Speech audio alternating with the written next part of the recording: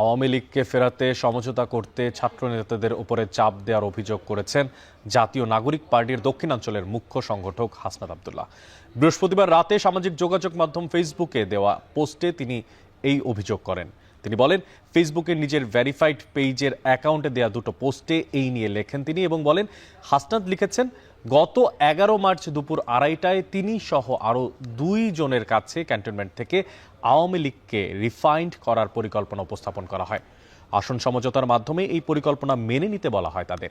এ সময় বলা হয়, একাধিক রাজনৈতিক দলকে এই প্রস্তাব দেওয়া হয়েছে, তারা শর্ত সাপেক্ষে আওয়ামী লীগকে পুনর্বাসনে রাজিও হয়েছে।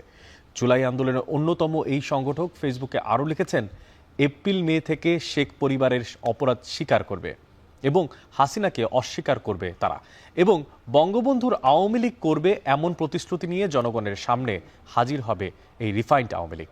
তবে এই প্রস্তাবের তাৎক্ষণিক বিরোধিতা করে তারা জানান, আওয়ামী লীগের পুনর্বাসনের পরিকল্পনা বাদ দিয়ে বিচারের কাজ করতে হবে।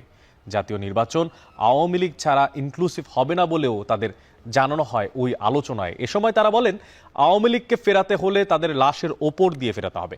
আওয়ামী লীগ ফিরলে দেশে সংকট সৃষ্টির কথাও জানান তিনি লেখেন, 5 আগস্টের পরই নিষিদ্ধ হয়ে গেছে আওয়ামী লীগ। দলটির চ্যাপ্টার ওপেন করার চেষ্টা করে লাভ নেই।